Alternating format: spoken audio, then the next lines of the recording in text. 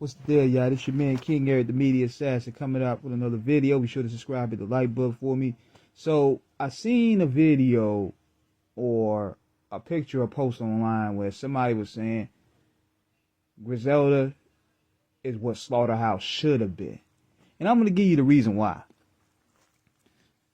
The difference is Griselda came up together like a family. We talking Westside, Benny, and Conway. They came up together, so therefore they understood teamwork. They knew how to bounce off each other. They knew each other's styles. They probably wrote each other's lines and stuff. So they had more of a brotherhood.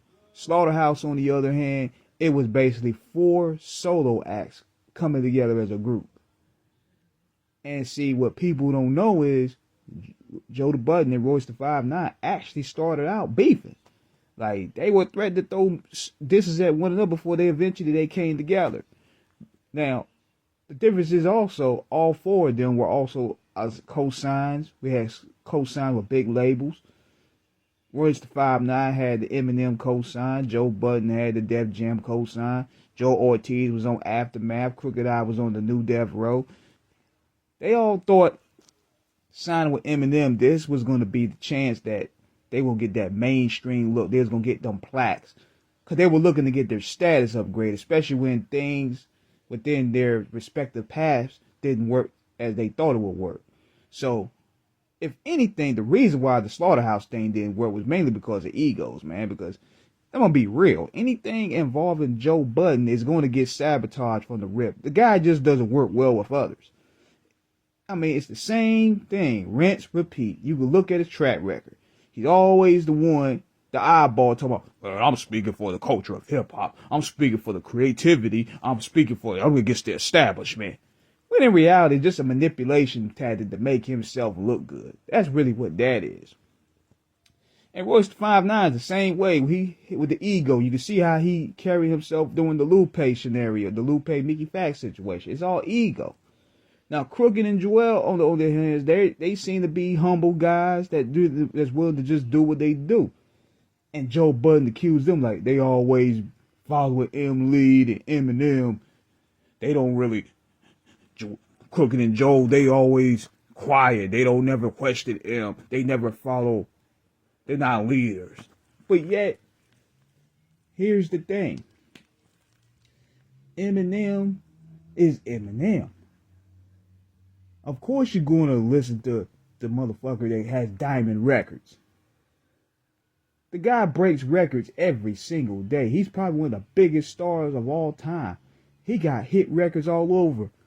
And you're not going to listen to a guy like that? Now, granted, Eminem, he can be a control freak. And it often doesn't work on certain projects, just like the Slaughterhouse album that he did. It didn't work out because he put his sound to it, and the Slaughterhouse members eager to get a hit record. They needed a hit record, and they figured letting Eminem handle this and put his influence all over was going to work. But the difference was that shit don't work for those guys. It worked for Eminem. It works for probably D12. It works probably even for Obi Trice.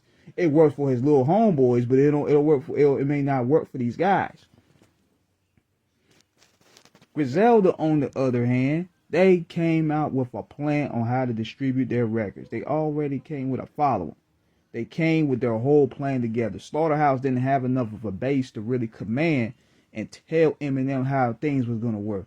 Griselda, on the other hand, already had big cosigns in the industry. They had them doing deals with Jay-Z, Snoop Dogg. They had the Streets. They had the Backpack Niggas. You had Raekwon passing them the torch. So they basically told him, all you got to do is just put your cosign down and strengthen our audience and let us do us. We ain't going to be rapping about purple pills. We ain't going to be rapping about ass hair. We ain't rapping on none of that weird stuff you do. So we going to be doing us. M basically fell in line. Same thing with 50 Cent and G-Unit when they came through.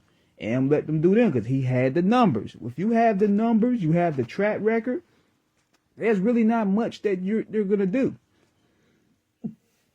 If you have the work, if you have the track record, if you have all that stuff, they're not going to sit there and put you do the boot camp like Dr. Dre and Eminem would do.